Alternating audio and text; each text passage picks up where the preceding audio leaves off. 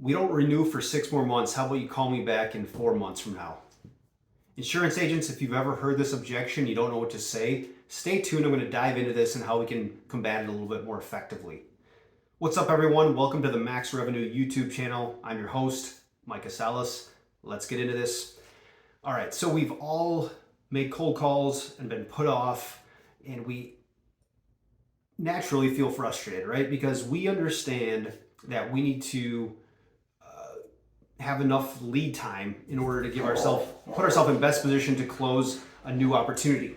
So when we have a prospect say, hey, we don't renew for 6 more months, call me back in 4, there's something important to do here. Now, I'm not saying we push back too hard, but what we should say is, yeah, I could certainly do that, right? I have no issue calling you back in 3 months. However, it sounds like you don't mind renewing at the last minute possibly, or you don't mind kind of having things come down to the final couple weeks.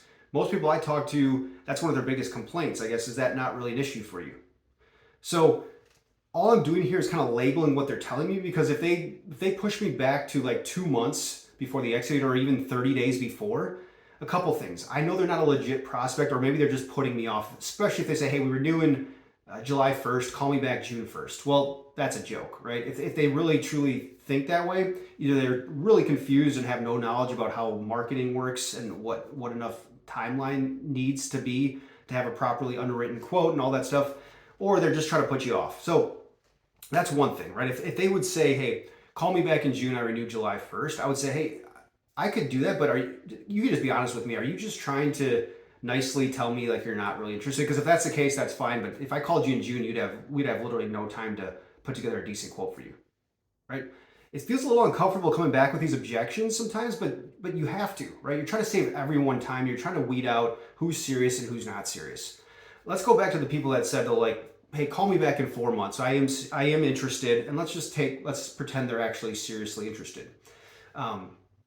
What works best to kind of buy yourself some more time. If they try to push you out to like 2 months before, say, hey, I can definitely do that. But what I found works best is, especially if you want to get your quote like 2-3 weeks prior to the X date, isn't that when you want it? Yeah, I hate making last minute decisions. Okay, well, what we should really do is go from that date and work backwards about 90 days. So almost about 4 months prior to your actual X date.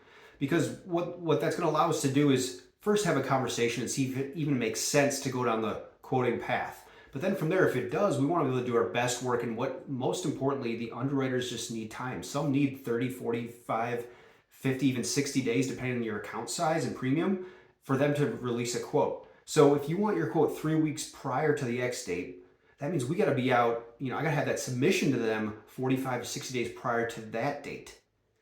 So that's the kind of conversations you need to be having up front with these people. Don't be so quick to just say, okay, call you back then. That's at least push and ask another question or two and figure out, are they just blowing me off, or are they serious? They want me to call back, but they just don't have the proper frame of mind, right, of how long this process is going to take. So you're going to save yourself a lot of heartache at the end and just a lot of wasted time following up with people who are just tire kickers if you can just have these proper questions right up front. So hopefully you found that helpful. You're going to come across this objection. I 100% guaranteed if you haven't already, you definitely will. Next time, hopefully you can implement some of these questions and rebuttals. If you found the video helpful, you know what to do. Give us a thumbs up, and thanks for watching.